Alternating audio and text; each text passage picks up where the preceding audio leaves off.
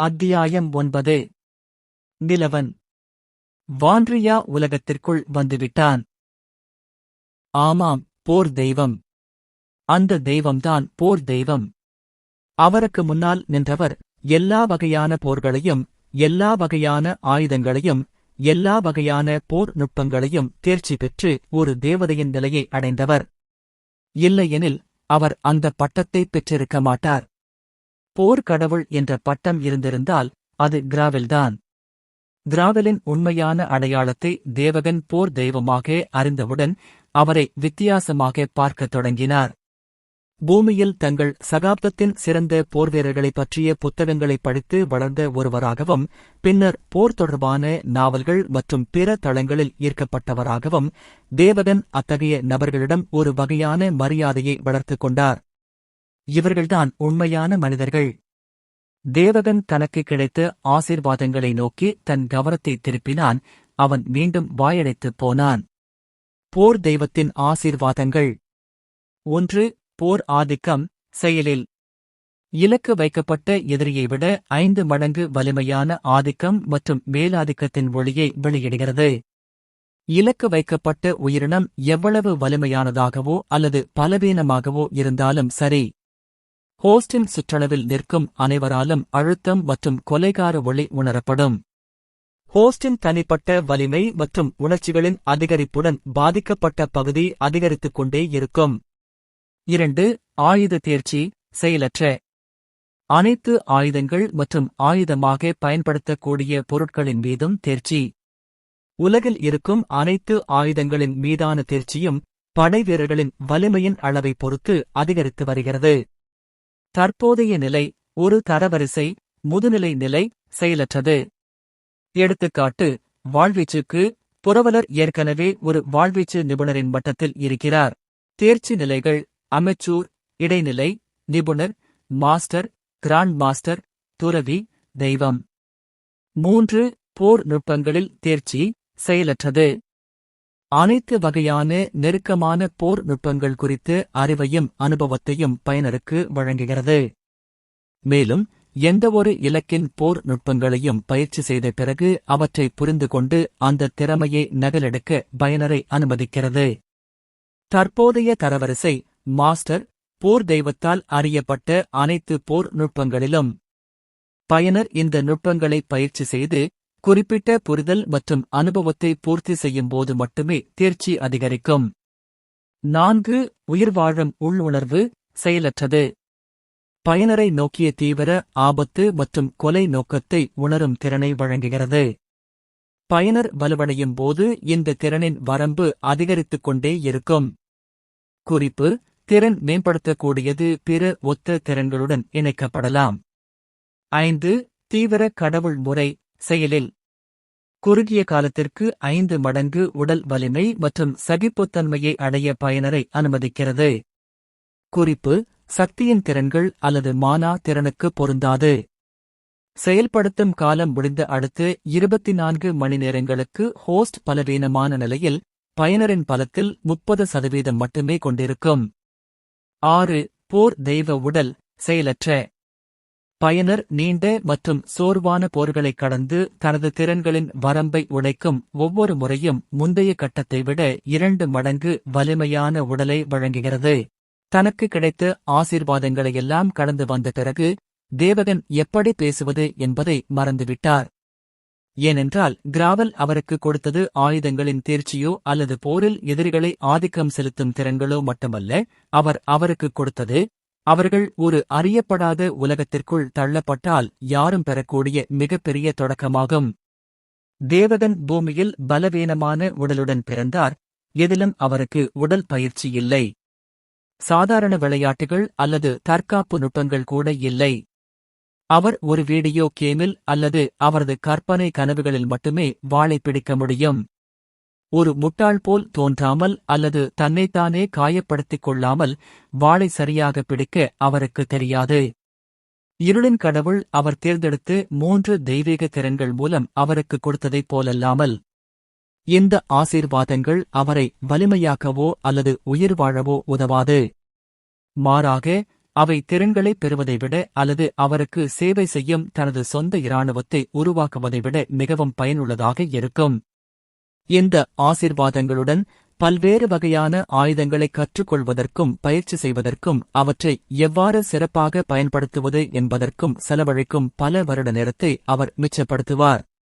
மேலும் போர் நுட்பங்களை கற்றுக்கொள்வது நகைச்சுவையல்ல, அவற்றை முழுமையாக்கவோ அல்லது ஒரு மாஸ்டர் பதவியை அடையவோ பல டஜன் ஆண்டுகள் ஆனது.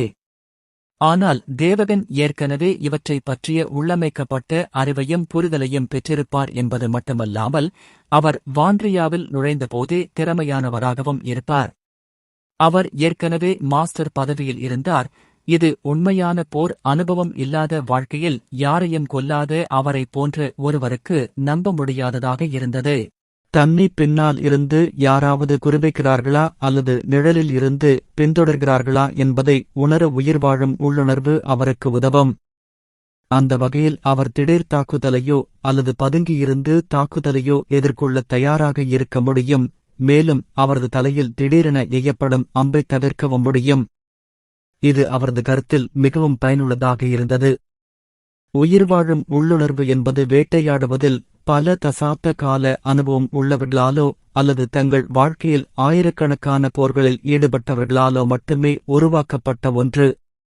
இருள் கடவுளின் தேர்ந்தெடுக்கப்பட்ட நாயகன் என்ற உண்மையான அடையாளம் கசிந்தால் விரைவில் அல்லது பின்னர் வேட்டையாடப்பட வேண்டிய தேவகன் போன்ற ஒருவருக்கு சர்வைவல் இன்ஸ்டிங்க்ட் பல சந்தர்ப்பங்களில் அவரது உயிரைக் காப்பாற்றும். போர்க்களத்தில் மட்டுமல்ல, அவரை விட வலிமையான ஒருவர் தங்கள் கொலை நோக்கத்தின் அடிப்படையில் அவரை குறிவைத்தாலோ அல்லது தீங்கு செய்ய விரும்பினாலோ சீரற்ற மற்றும் சாதாரண இடங்களிலும் அது அவரை எச்சரிக்கும்.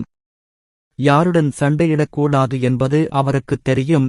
மேலும் தனது உயிரை காப்பாற்றிக் கொள்ள அந்த இடத்தை விட்டு ஓடிவிட வேண்டும். மேலும் பெர்செர்க் கடவுள் முறையும் இருந்தது.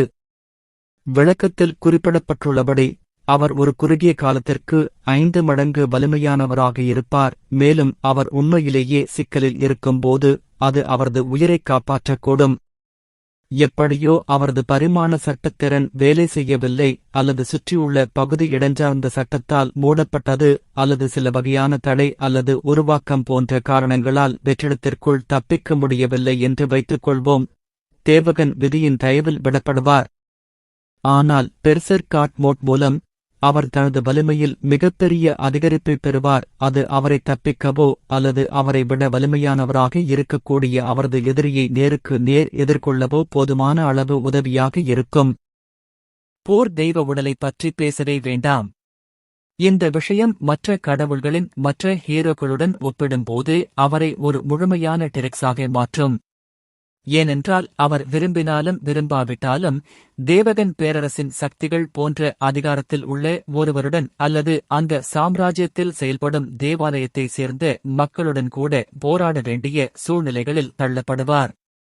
எதிர்காலத்தில் மற்ற தேர்ந்தெடுக்கப்பட்ட ஹீரோக்களுடன் சண்டையிடும் வாய்ப்பு உள்ளது. ஏனென்றால் அவர்களும் தனது முன்னோடியின் செயலைப் பற்றி நன்கு அறிந்திருப்பார்கள், அதாவது இருளின் கடவுளின் 8வது தேர்ந்தெடுக்கப்பட்ட ஹீரோ. எனவே இந்த ஹீரோக்கள் இயல்பாகவே அவரை தீமைக்கு சேவை செய்யும் ஒருவராகவோ அல்லது தங்கள் முன்னோடிகளுக்காக பழிவாங்க வேண்டிய ஒருவராகவோ நினைப்பார்கள். எனவே போர் தெய்வ உடலை பொறுத்தவரை அவர் தனது வரம்புகளை மீறும் ஒவ்வொரு முறையும் 2 மடங்கு வலிமையானவராக மாறுவார்.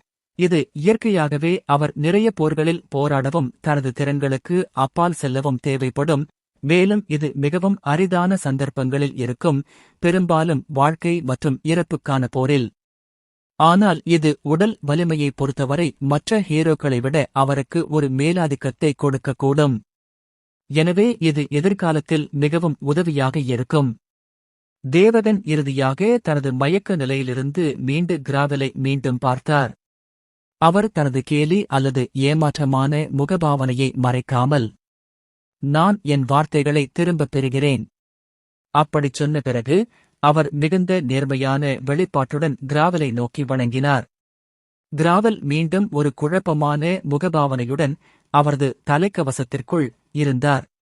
இந்த மனிதர் ஒரு நிமிடம் முன்பு தனது இருள் கடவுளின் மீதான தனது விசுவாசத்தை கேள்விக்குள்ளாக்கினார்.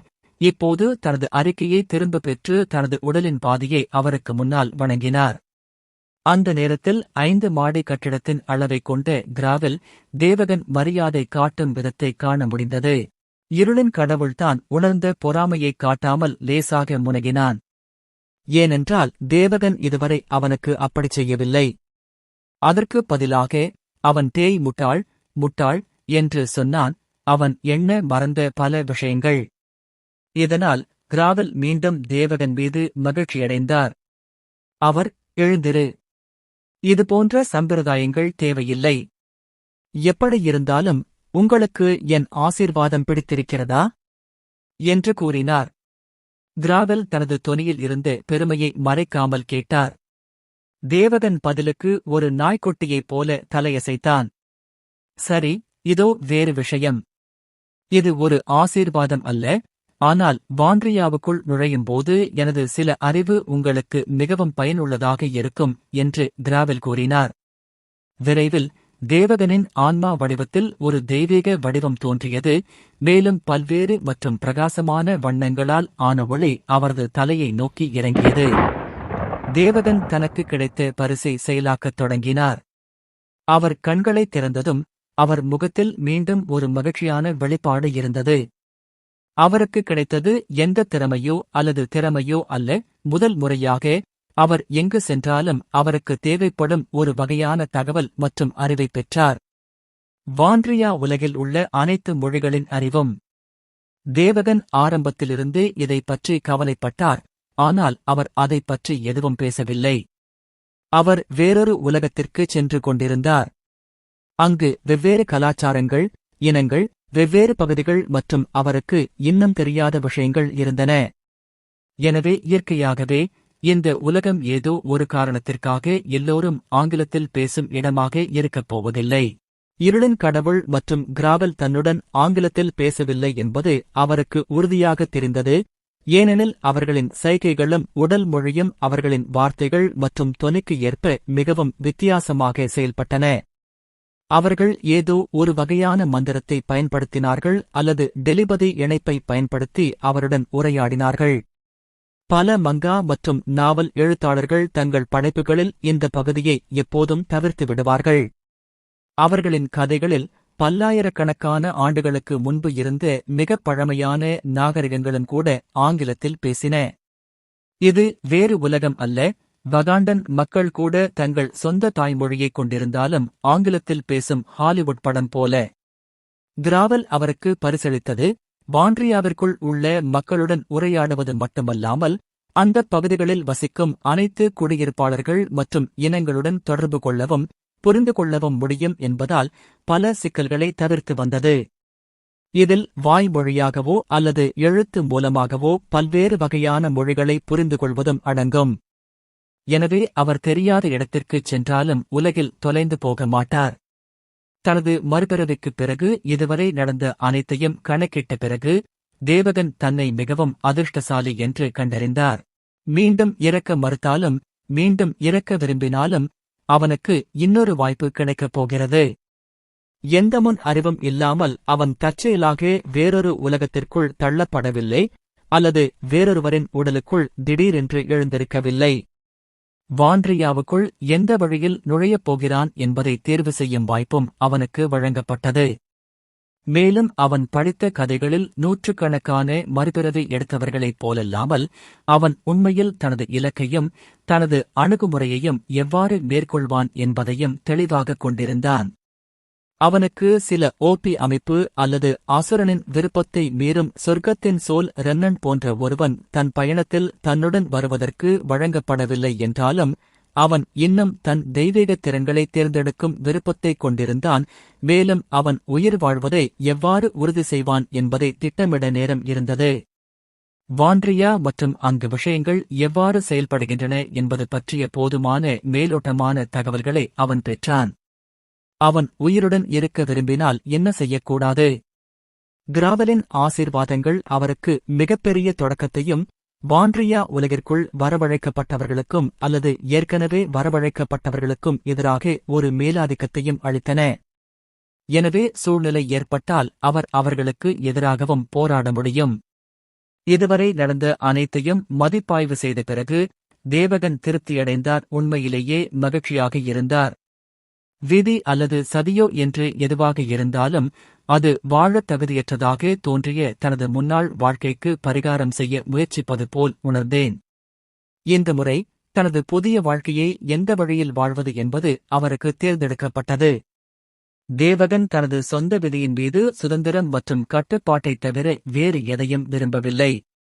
அவர் இருள் கடவுள் மற்றும் கிராவலை பார்த்து, நான் போக தயாராக இருக்கிறேன்.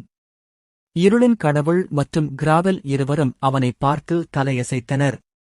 உன்னுடைய புதிய உடல் எப்படி இருக்க வேண்டும் என்று யோசித்தாயா? அதை நாம் முடித்த பிறகு உன்னை நம் உலகத்திற்குள் அனுப்ப முடியும் என்று கடவுள் கூறினார். பின்னர் தேவகன் தனது புதிய உடலின் விவரக்குறிப்புகளை அவருக்கு வழங்கத் தொடங்கினார், மேலும் 1 மணி நேரம் ஒவ்வொரு நிமிட விவரத்தையும் பல மறுவடிவமைப்புகளையும் செய்த பிறகு தேவகனின் இறுதி உடல் தயாராக இருந்தது. ஏதோ காரணத்திற்காக கிராவல் அதை அதிகமாக அங்கீகரித்தார், அதே நேரத்தில் இருளின் கடவுள் அதை மிகவும் பற்றாக்குறையாக கண்டார். மறுபுறம் தேவகன் தனது புதிய தோற்றத்தையும் தனது புதிய வாழ்க்கையில் வாழப்போகும் உடலையும் பார்த்து எச்சில் ஊறிக்கொண்டிருந்தார். இப்போதிலிருந்து தேவகன் இனி இல்லை. இனிமேல் என் பெயர் நிலவன். தேவகன் அறிவித்தார். ஒரு புதிய பெயர், ஒரு புதிய வாழ்க்கை அவர் வாழ வேண்டும் என்ற புதிய விருப்பத்துடன் கூறினார். திடீரென்று தேவகனின் உடலில் மஞ்சள் நிற உள்ளார்ந்த வடிவங்கள் தோன்றி அதில் ஆழமாக பதிந்தன. அடுத்த நொடியில் அவை எந்த தடயமும் இல்லாமல் மறைந்துவிட்டன. கடவுள் பேசினார், இது உங்களுக்கும் எனக்கும் இடையேயான இணைப்பு. நீங்கள் இன்னும் உயிருடன் இருக்கிறீர்கள் என்பதை நாங்கள் அறிந்து கொள்வதற்கான வழியும் கூட. அதைச் செய்வோம். தேவகன் தனது புதிய பயணத்தை தொடங்க தயாரானார். தேவகனுக்கு தெரியாமல் அவரது முதுகில் மற்றொரு சிவப்பு நிற பண்டைய மற்றும் தெய்வீக வடிவம் தோன்றியது, ஆனால் அது எந்த ஒளியையும் வெளியிடவில்லை. கடவுள் மற்றும் கிராவல் இருவரும் அதை கவனித்தனர், ஆனால் எதுவும் நடக்கவில்லை. அது வேண்டுமென்றே நடக்கவில்லை என்பது போல பேசவில்லை. அத்தியாயம் 10. நிலவனின் முதல் வேட்டை. இருளின் கடவுள் இனி நேரத்தை வீணாக்கவில்லை. தேவகனின் ஆன்மா வடிவத்தை புதிதாக உருவாக்கப்பட்ட உடலுடன் இணைத்தார். அவை முழுமையாக இணைக்கப்பட்ட பிறகு அவர் மற்றும் கிராவல் உலக எல்லைக்குள் நுழைந்த இடத்திலிருந்து வெற்றிடத்தில் இருந்த விரிசலை திறந்தார். நான் உன்னை எங்காவது தொலைதூரத்திலும் பாதுகாப்பாகவும் அனுப்புகிறேன். எங்காவது மற்ற கடவுள்கள், பேரரசுகளின் மகாராஜாக்கள் அல்லது தேவாலயங்களின் கோவில்களில் உன் வருகையை கண்டுபிடிக்க முடியாது. அங்கிருந்து என்ன நடக்கும் என்பது உன்னை பொறுத்தது. இதற்குப் பிறகு எனக்காக தேவாலயங்களையும் கோயில்களையும் மீண்டும் உருவாக்க ஒரு வழியை கண்டுபிடிக்கும் வரை நாம் பேச முடியாது. மிக முக்கியமான விஷயத்தை நினைவில் கொள். இருளின் கடவுள் தன் வார்த்தைகளை நிறுத்திவிட்டு தொடர்ந்தார். யாரையும் நம்பாதே, உன் பாதுகாப்பு விஷயத்தில் கவனக்குறைவாக இருக்காதே. கடவுள் தனது உறுதியான மற்றும் கம்பீரமான தொனியில், அது அவருடைய கட்டளை என்பது போல கட்டளையிட்டார். தேவகன் உறுதிமொழியாக தலையசைத்தார். தனது இரகசியங்களை வெளிப்படுத்தாமல் இருப்பதன் முக்கியத்துவத்தையும், தனக்கு முன்னால் உள்ள உயிரினங்களை விட தன்னை மட்டுமே நம்பியிருப்பதன் முக்கியத்துவத்தையும் அவர் புரிந்து கொண்டார். அந்த இடம் சார்ந்த விரிசல் தேவகன் மீது ஒரு வகையான ஈர்ப்பு விசையை ஏற்படுத்தியது. இப்போதிலிருந்து நான் நிலவன். வான்ட்ரியா உலகத்திற்குள் தெரியாத ஒரு ஆழமான காட்டில் தரையில் இருந்து 5 மீட்டர் உயரத்தில் ஒரு சிறிய வெற்றிட விரிசல் தோன்றியது. அது அடர் பச்சை மற்றும் பசுமையான புல்லால் மூடப்பட்டிருந்தது. திடீரென்று ஒரு மனிதனின் நிர்வாண உடல் வெற்றிட விரிசலில் இருந்து கீழே குதித்து அவரது வலது முழங்காலிலும் வலது கை முஷ்டியிலும் தரையில் விழுந்தது. ஒரு நொடியில் தன்னை நிலைப்படுத்திக் கொண்டது. இறுதியாக வந்துட்டேன். அடப்பாவிகளா, கேட்டா அனுப்புவீங்கன்னு நினைச்சா இப்படி அம்மனமாக அனுப்பிட்டீங்களா? இப்படியே ஊருக்குள்ள போனா எல்லோருமே சந்தேகம் பாப்பாங்கடா. இது நிலவனை தவிர வேறு யாராக இருக்க முடியும்? தேவகனின் புதிய உடல். இப்போது நிலவன் என்பது அவர் எப்போதும் கனவு கண்ட ஒன்று. அவரது இலட்சிய உடல் தரத்தில் இருக்க விரும்பினார். அவர் 6 அடி 3 அங்குல உயரம், அவரது முந்தைய வாழ்க்கையைப் போலவே சாதாரண வெள்ளை தோல் நிறம். அவருக்கு ஒரு கோணமான ஆனால் ஓரளவு அகலமான தாடை இருந்தது. அவரது முகம் நன்கு விகிதாசாரமாகவும் மிகவும் அழகாகவும் இருந்தது.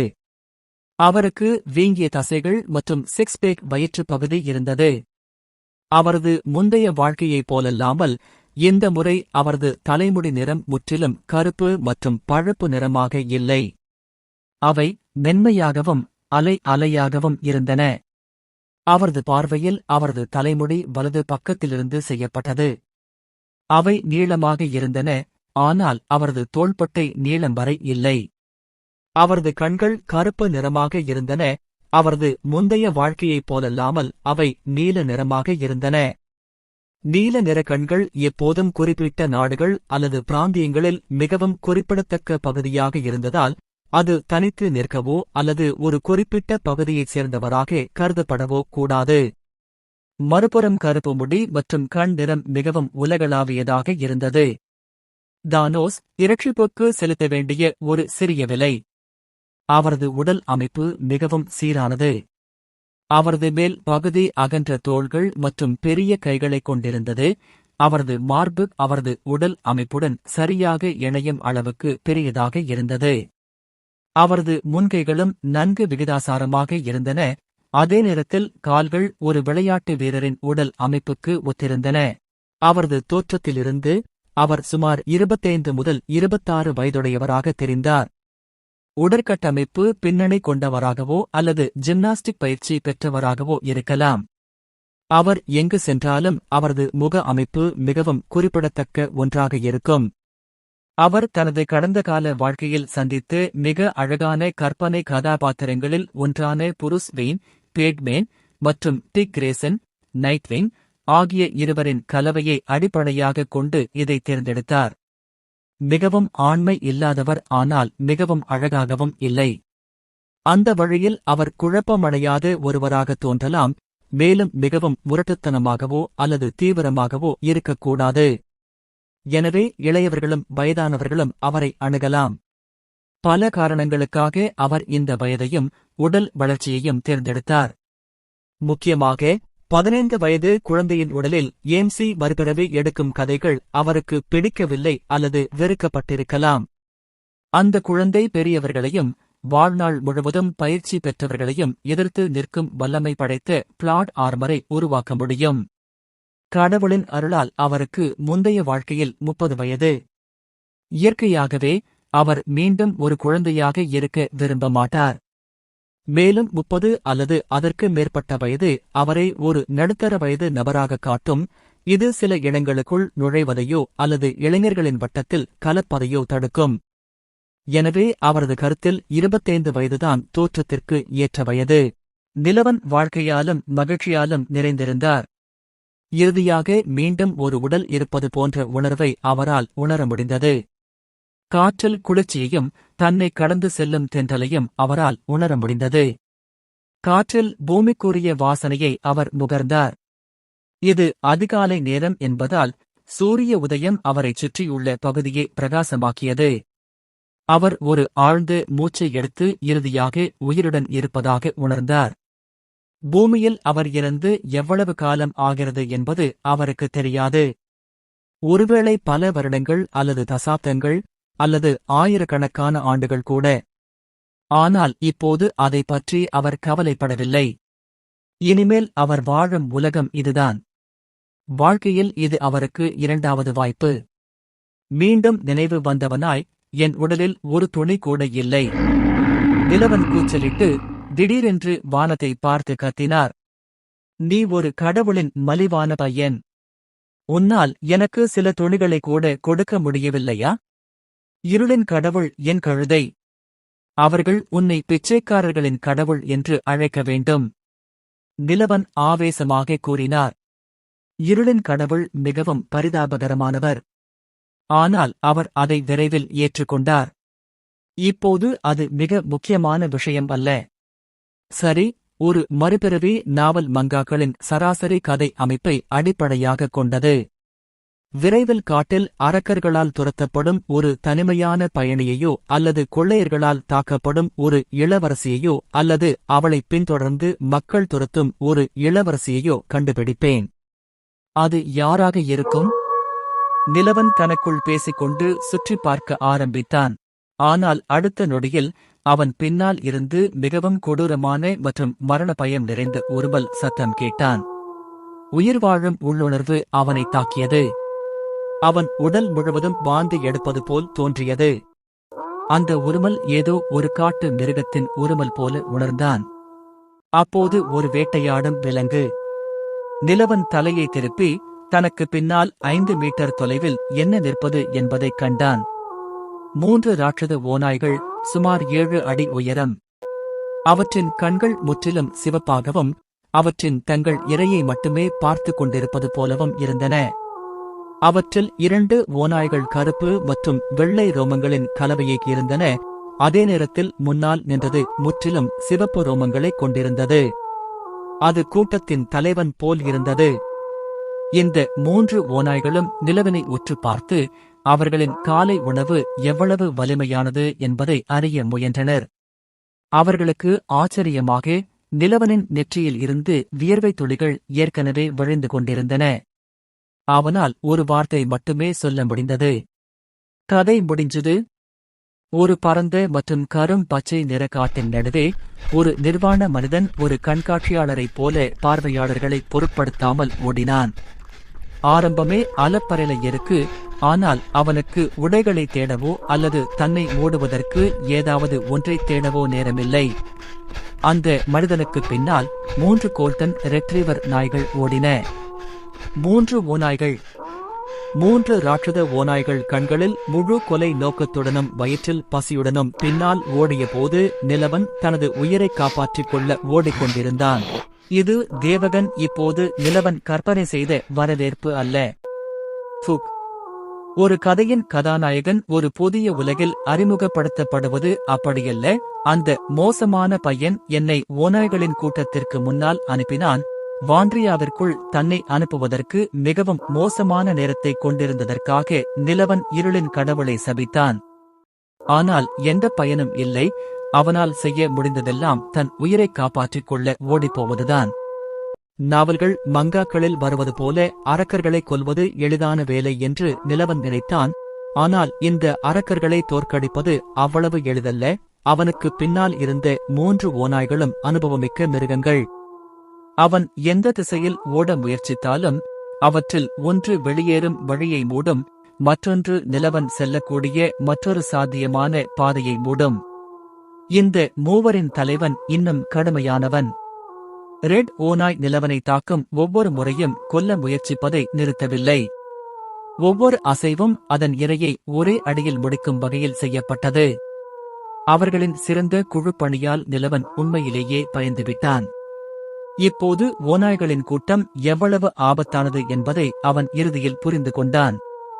நாவல்கள், மங்காக்கள், அனிமேஸில் அவர்கள் காட்டுவது போல் எதுவும் இல்லை. அங்கு ஒரு அனுபவமற்ற ஏம்சி சில நொண்டி மந்திரத் திறமையை பயன்படுத்தி அல்லது தனது வாளின் ஒற்றை பயன்படுத்தி ஒரு முழு கூட்டத்தையும் எளிதாக கொன்றுவிடுகிறது. இந்த விலங்குகள் வேட்டையாடத் தெரிந்தன. அவரது மிகவும் நல்ல தொனியுள்ள உடல், தசைகள் நிறைந்தது மற்றும் சுறுசுறுப்பான உடல் அமைப்பு இல்லை என்றால் நிலவன் ஏற்கனவே இந்த ஓநாய்களால் உணவாய் இருப்பான். நிலவனுக்கு பின்னால் 3வரும் ஓடிக்கொண்டே இருந்தார்கள்.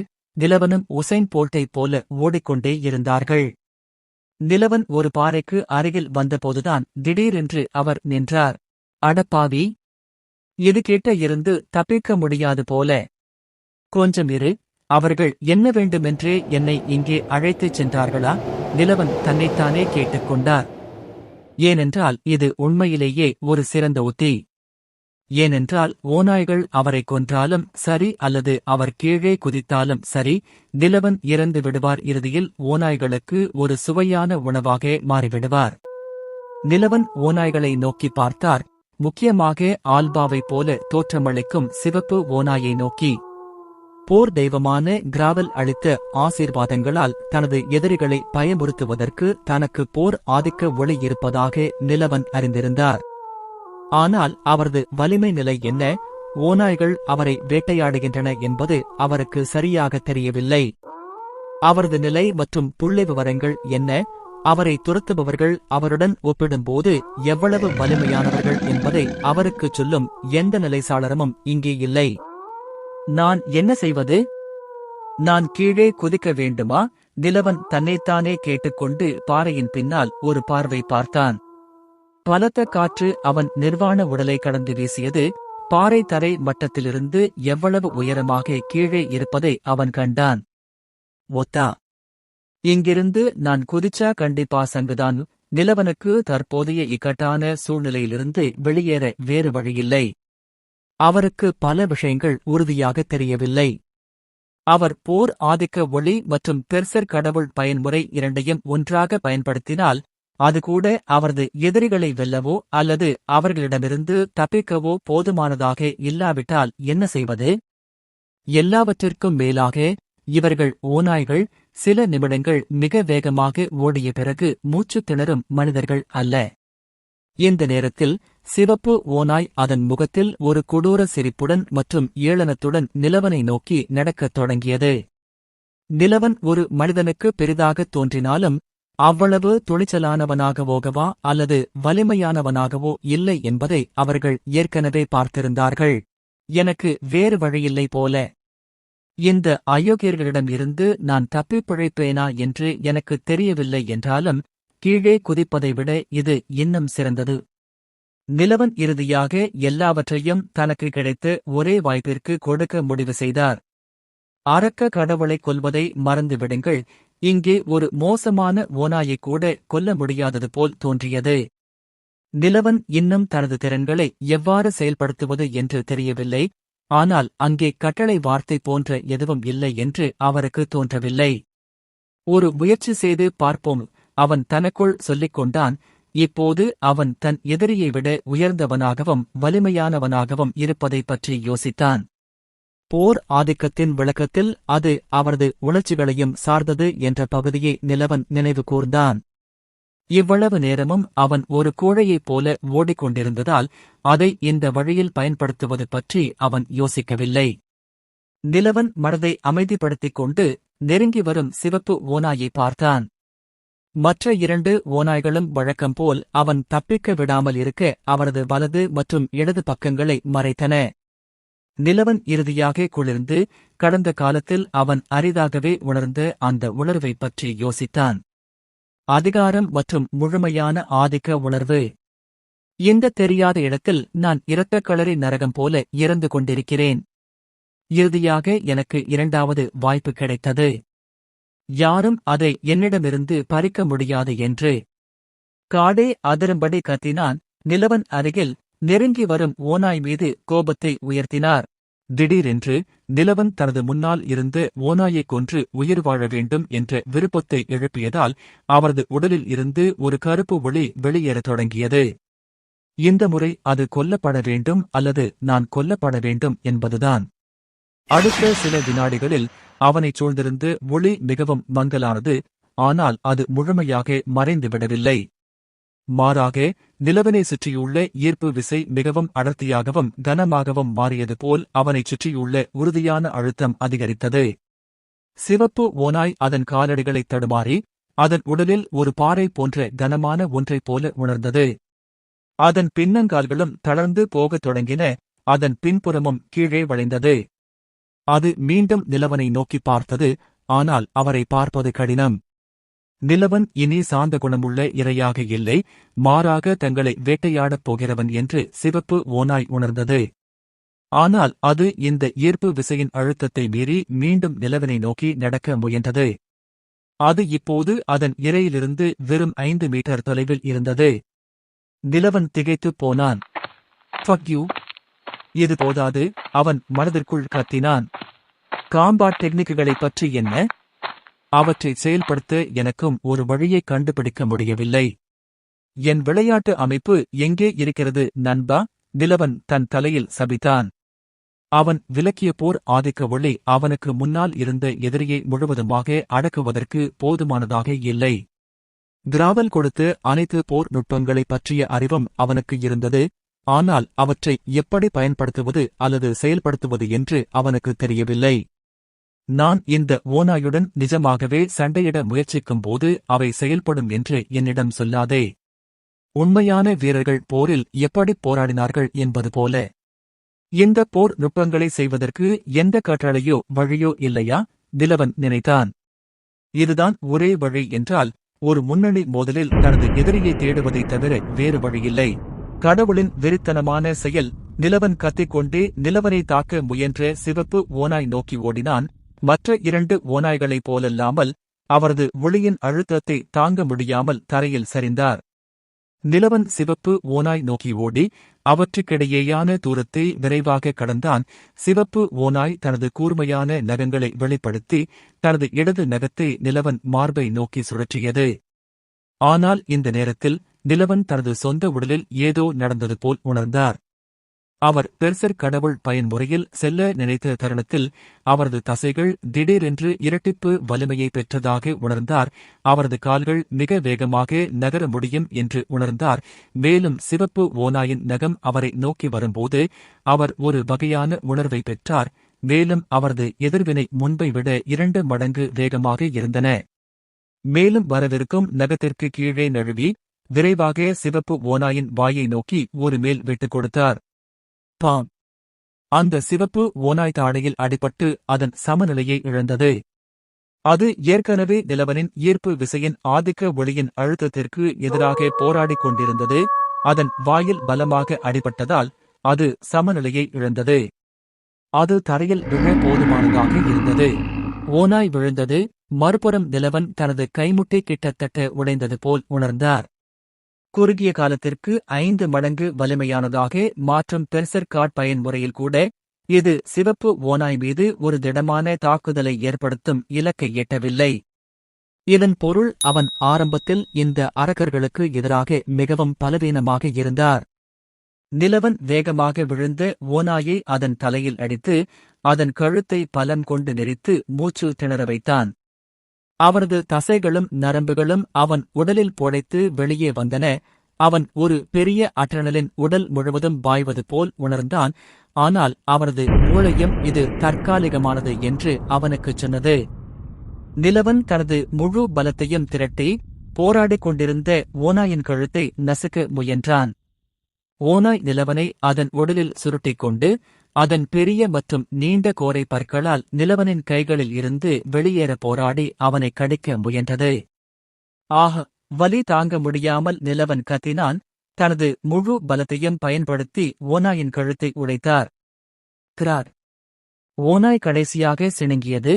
அதன் உடல் தரையில் சரிந்து அந்த இடத்திலேயே இறந்துவிட்டது. திடீரென்று நிலவனின் தலையில் ஒரு டிங் அறிவிப்பு சத்தம் தோன்றியது. மறுபுறம் நிலவன் அதை கவனிக்காமல் தனது இடது தப்பிக்கும் பாதையை மறைத்துக் கொண்டிருந்த ஓநாய் நோக்கி வேகமாக ஓடினான். ஏற்கனவே ஈர்ப்பு விசையால் சரிந்து கொண்டிருந்த ஓநாய் அருகே வந்து தன் 2 கைகளையும் ஒரு கூட்டு முஷ்டியில் இணைத்து விரைவாக ஓநாய் தலையில் தன் முழு பலத்தையும் பயன்படுத்தி அதை அடித்தான். ஓநாய் தலையில் இருந்து வெடிக்கும் சத்தம் கேட்டது. அதன் காதுகள் மற்றும் வாயிலிருந்து இரத்தம் கசியத் தொடங்கியது. நிலவன் ஏற்கனவே தனது கடைசி பலத்தில் இருந்தார். தனக்கு இனி நேரமில்லை என்பதை அவர் அறிந்திருந்தார்.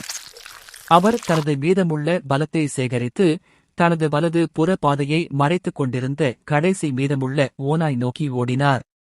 நிலவன் ஏற்கனவே தனது பலம் தீர்ந்து போவதை உணர முடிந்தது. ஆனால் அவர் ஓடிக்கொண்டே இருந்தார். இறுதியாக எப்படியோ நிலவனின் ஆதிக்க ஒளியை எதிர்க்கத் தொடங்கிய ஓநாய்க்கு அருகில் வந்தார். இல்லை, நீ வேண்டாம் என்று கத்தினான் நிலவன். தன் முழு பலத்தையும் கால்களில் செலுத்தி குதித்து தற்காப்பு கலை படங்களில் காட்டுவது போல ஒரு டவுன்சைட் கிக் செய்தான். பே! உதை ஓநாயின் மண்டை ஓட்டின் இடையில் விழுந்து பாதியாக உடைந்தது. தரையில் இரத்தம் தெரித்தது. தரையிறங்கும் நேரத்தையும் கால்களையும் சரியாக எடுக்காத நிலவனும் சமநிலையை இழந்து கீழே விழுந்தான். நான் தான் செய்தேன் என்று நிலவன் கத்தினார். அவரது உடல் தரையில் சாய்ந்து அவரது உடலில் இருந்த அனைத்து வலிமையையும் இழந்தது. இப்போதுதான் அவர் பெர்சர் கடவுள் முறை அவரது உடலில் எவ்வளவு சேதத்தை ஏற்படுத்தியது என்பதை உணர்ந்தார். தற்போது அவரது தலையை உயர்த்தவோ அல்லது அவரது உடலின் பக்கவாட்டை மாற்றவோ கூட அவருக்கு போதுமான வலிமை இல்லை. அவர் புல் மற்றும் மண்ணில் படுத்துக் கொண்டிருந்தார். சிறிய கூழாங்கற்கள் அவரது உடலை காயப்படுத்துவதால் அவரது முகத்திலும் முதுகிலும் உள்ள மண்ணை அவரால் உணர முடிந்தது. அரிதாகவே முடிந்தது. இது எவ்வளவு பெரிய நெருக்கமான முயற்சி என்பதை நிலவன் உணர்ந்தான். ஒரு நொடியும் கழித்து அவனுக்கு அருகில் 1 மீட்டர் தொலைவில் படுத்திருந்த அந்த கடைசி ஓநாய் அவனை துண்டு துண்டாக கிழித்து எறியும். அதன் உடைந்த தலையிலிருந்து இரத்தம் இன்னும் வெளியேறிக் கொண்டிருந்தது. ஃபக், இது வலிக்கிறது. நிலவன் தனது முழு உடலையும் மிகுந்த வலியில் உணர முடிந்தது. முக்கியமாக அவரது கைமுட்டிகள் மற்றும் வலது கால் இரண்டையும் அவர் கடைசி ஓநாயை உதைக்க பயன்படுத்தினார். டிங். பின்வரும் திறன்களை முதன்முறையாக திறந்ததற்காக தொகுப்பாளருக்கு வாழ்த்துகள். போர் ஆதிக்கம், போர் நுட்பங்கள், வெறித்தனமான கடவுள் முறை, போர் தெய்வ உடல். தொகுப்பாளர் சோக்ஹோல்ட் செங்குத்து ஸ்டாம்ப் ஜாயண்ட் ஃபிஸ்ட் காம்பாட் நுட்பங்களை கற்றுக்கொண்டார். இந்த 3 போர் நுட்பங்களிலும் தற்போதைய தேர்ச்சி மாஸ்டர் தரவரிசையில் 30%. ஹோஸ்ட் பலவீனமான நிலையில் இல்லாத பிறகு போர் தெய்வ உடல் மேம்படுத்தப்படும். அத்தியாயம் 11. முதல் வெறித்தனமான செல்லப்பிராணி. நிலவன் தனது தலைக்குள் இருந்த அனைத்து அறிவிப்புகளையும் கேட்டான். சிவப்பு ஓநாயைக் கொன்றபோது தலையில் டிங் சத்தத்தை கேட்டபோது இதுபோன்ற ஏதாவது நடக்கும் என்று அவன் ஏற்கனவே எதிர்பார்த்தான். ஆச்சரியப்படும் விதமாக நிலவன் போர் ஆதிக்க ஒளி மற்றும் பெர்சர் கடவுள் பயன்முறையை எவ்வாறு செயல்படுத்துவது என்பதை கற்றுக்கொண்டது மட்டுமல்லாமல் தனது திறனின் தற்போதைய வரம்பையும் தாண்டி தனது போர் தெய்வ உடலை திறப்பதற்கான நிபந்தனைகளை பூர்த்தி செய்ய ஏற்கனவே தனது வரம்புகளை தாண்டிவிட்டார். இதன் பொருள் அவர் மீண்டும் தனது வலிமையை மீட்டெடுக்கும்போது 2 மடங்கு வலிமையாக இருப்பார். வான்ட்ரியாவில் நிலவன் நுழைந்தவுடன் சந்தித்து முதல் சந்திப்பு ஒரு வாழ்வா சாவா போராட்டமாக இருந்தது. அவன் வந்தன்றே கிட்டத்தட்ட அவனுக்கு சங்கு ஊதியிருப்பார்கள். அவர் இங்கேயே இறந்துவிட்டால் யாருக்குத் தெரியும், யாராவது அவனைப் பற்றி கவலைப்படுவார்களா? அவர் மீண்டும் பெயரிடப்படாத மரணமாகவே இறந்துவிடுவார். நிலவன் தனது மனதில் இந்த அறிவிப்புகளில் மீண்டும் தனது மனதை ஒருமுகப்படுத்த முயன்றார். இந்த அறிவிப்புகளை ஒரு பட்டியலில் சரிபார்க்கவோ அல்லது அவற்றை ஒவ்வொன்றாக உருட்டவோ அவருக்கு எந்த அமைப்பு பலகையும் அல்லது திரை பலகையும் இல்லை. இந்த அமைப்பு அவரது நினைவின் ஒரு பகுதியாக இருப்பது போலவும் அதைப் பற்றி அவர் சிந்திக்கும்போது எப்படியோ அவரது மனதைப் போலவே செயல்பட்டது போலவும் இருந்தது. இன்னும் சொல்லு, அவன் கட்டளையிட முயன்றான். புரவலருக்கு அருகில் 3 இறந்த உடல்கள் காணப்பட்டன. ஹோஸ்ட் உறிஞ்சுதல் தெய்வீக திறனை பயன்படுத்தி தனது பலத்தை உயர்த்த அறிவுறுத்தப்படுகிறார். மேலும் ஹோஸ்ட் இந்த 2 உயிரினங்களை ஒன்றிணைத்து ஒரு துணைப்பிரிவை உருவாக்க தொகுப்பு தெய்வீக திறனை பயன்படுத்தலாம். இந்த 3 உயிரினங்களின் இதயங்களுக்கு அருகில் அமைந்துள்ள மையங்களை ஹோஸ்ட் மீட்டு சாப்பிட வேண்டும். ரோபோ போன்ற குரல் ஒன்று நிலவனின் சாதனைகள் மற்றும் அவர் குணமடைந்து வலிமை பெற என்ன செய்ய முடியும் என்பதைப் பற்றி தெரிவித்தது. அருமை. குறைந்தபட்சம் அடிப்படை விஷயங்கள் மற்றும் நினைவூட்டல்களுக்கு ஏதாவது ஒரு வழிகாட்டி என்னிடம் உள்ளது. சோர்வு காரணமாக தூங்கச் சென்றபோது நிலவன் கூறினார். 6 மணி நேரம் கழித்து நிலவன் கண்களை திறந்து சுற்றும் முற்றும் பார்த்தான். அவன் இன்னும் அதே இடத்திலேயே இருந்தான். 3 ஓநாய்களின் உடல்கள் அவை இறந்த அதே இடங்களில் கிடந்தன. நிலவன் இறுதியாக எழுந்திருக்க போதுமான பலம் பெற்றதாக உணர்ந்தான். அவன் தரையிலிருந்து எழுந்து நின்று ரெட் ஓநாய் நோக்கி நடந்தான். தூங்குவதற்கு முன்பு தனக்கு வந்த அறிவிப்புகள் அவனுக்கு நினைவுக்கு வந்தன. அவன் ரெட் ஓநாய் உடலை பார்த்தான். இன்று காலை அது நடந்தது என்பதை அவனால் இன்னும் நம்ப முடியவில்லை. பழிவாங்கும் பார்வையுடன் அவன் உடலை பார்த்தான். சரி சரி சரி, டர்ன்டேபிள்கள் எப்படி இருக்கின்றன என்று அவர் சிரித்தார் மற்றும் தான் நூல் இலையில்தான் அடைந்த வெற்றியைப் பற்றி பெருமிதம் கொண்டார். சரி, சாப்பிட நேரமாகிவிட்டது. அவர் ரெட் ஓநாய் மீது திறன் உறிஞ்சுதலை பயன்படுத்தப் போகிறார். ஏனெனில் அது கூட்டத்தின் தலைவன் போல் உணர்ந்தது மற்றும் மற்றவர்களை விட மிகவும் வலிமையானது என்பது தெளிவாக தெரிந்தது. உறிஞ்சிக்கோ. அதன் திறன்களைப் பெறுவது பற்றி மனதளவில் யோசித்துக் கொண்டே நிலவன் கட்டளையிட்டார். ஹோஸ்ட் முதலில் உயிரினத்தை தொட வேண்டும். அவரது மனதில் இருந்த குரல் பதிலளித்தது. ஐயோ, பாவம்! அவன் சிவப்பு ஓநாயின் உடலைத் தொட்டு அதன் திறன்களை உள்வாங்குவதை கற்பனை செய்தான். திடீரென்று சிவப்பு ஓநாயைத் தொட்டுக் கொண்டிருந்த அவரது கையிலிருந்து ஒருவித உறிஞ்சும் சக்தி செலுத்தப்பட்டது. சில நொடிகளில் சிவப்பு ஓநாயின் உடல் இரத்தத்திலிருந்து வடிந்து அதன் நகங்களும் கோரை பற்களும் ஏதோ ஒன்றின் உள்ளே உறிஞ்சப்பட்டது போல் ஒன்றுமில்லாமல் போய்விட்டன. டிங்! உறிஞ்சுதல் திறன் தெய்வீக திறன் திறக்கப்பட்டது. தொகுப்பாளர் பின்வரும் திறன்களை பெற்றுள்ளார். ஆல்பா ஓநாய் நகம். ஆல்பா ஓநாய் அலறல். நீண்ட நடை. வேட்டை உணர்வு. வேட்டையாடும் விலங்குகளின் பார்வை திறன். தொகுப்பு தெய்வீக திறன் திறக்கப்பட்டது. போர் ஆதிக்கத்தின் கீழ் பிரிடேட்டரின் கண்கள் திறன் ஒன்றிணைக்கப்பட்டு அதன் செயல்திறனை அதிகரிக்கிறது. போர் ஆதிக்க ஒளியை பயன்படுத்தும் போது ஹோஸ்ட் இலக்கை நோக்கி ஒரு பிரிடேட்டரை சத்திய போல் வெளிப்படுத்த முடியும். நிலவன் உண்மையிலேயே ஆச்சரியப்பட்டார்.